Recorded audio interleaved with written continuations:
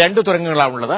ഇതിൽ ശ്രദ്ധിക്കേണ്ടത് ഈ തുരങ്കങ്ങളുടെ രണ്ടിന്റെയും നീളം 968 മീറ്ററാണ്. അതായത് ഏകദേശം 1 കിലോമീറ്ററോളം ദൂരമുണ്ട്.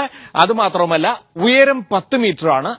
ഞാനിപ്പോൾ നിൽക്കുന്നത് കണ്ടിട്ട് നിങ്ങൾ വിചാരിക്കേണ്ട, ഇതിന്റെ ഉയരം 10 മീറ്ററാണ്. അതുപോലെ തന്നെ വീതി 14 മീറ്ററാണ്. അതാണ് അതിന്റെ അളവ് എന്ന് പറയാവുന്ന, ഈ തുരങ്കത്തിന്റെ അളവ് അതാണ്. പക്ഷേ രണ്ട് തുരങ്കങ്ങളും നമുക്ക് നമ്മുടെ ഈ ചിത്രത്തിൽ കാണാവുന്നത് പോലെ അടുത്തടുത്താണ്. രണ്ടിനും തമ്മിൽ ഒരു 20 മീറ്റർ അകലമാണ് ഉള്ളത്. ഈ തുരങ്കങ്ങൾ തമ്മിൽ 20 മീറ്റർ അകലമാണുള്ളത്.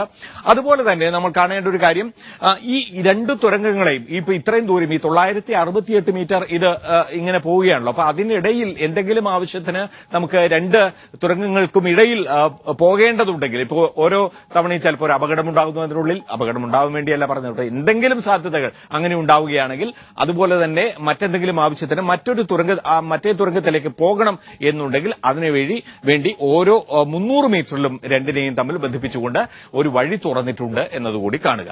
അതുപോലെ തന്നെ അഴുക്കുചാൽ, കൈവരി, നടപ്പാത ഇതെല്ലാം ഇതിന്റെ ഭാഗമായി തന്നെയുണ്ട്. ഈ തുരങ്കത്തിന്റെ വശങ്ങളിൽ കൂടി നമ്മൾ ഏതൊരു റോഡിലും നമുക്ക് ആവശ്യമായി വരുന്ന മറ്റു കാര്യങ്ങളൊക്കെ. അതുപോലെ തന്നെ ഇതിനുള്ളിൽ വളരെ ആധുനികമായ സാങ്കേതിക വിദ്യകൾ ഉപയോഗിച്ചുകൊണ്ടുള്ള പല കാര്യങ്ങളും അതിനകത്ത് ചെയ്തിട്ടുണ്ട്. ഒന്ന്, 680 LED ലൈറ്റുകൾ ഇതിനുള്ളിൽ സ്ഥാപിച്ചിട്ടുണ്ട്. അതായത് ഇരുട്ട് ഉണ്ടായിരിക്കും, നമുക്ക് കൃത്യമായി വെളിച്ചം കിട്ടാനും യാത്ര സുഗമമാകാനുമുള്ള സൗകര്യങ്ങളുണ്ട്. അതുപോലെ തന്നെ എക്സോസ്റ്റ് ഫാനുകളുണ്ട്, ഘടിപ്പിച്ചിട്ടുണ്ട്. അതാണ് കാണേണ്ടത്. അതുപോലെ തന്നെ വെളിച്ചം, വായു, ചൂട് എന്നിവയൊക്കെ നിയന്ത്രിക്കാനുള്ള ഓട്ടോമാറ്റിക് സംവിധാനമുണ്ട്.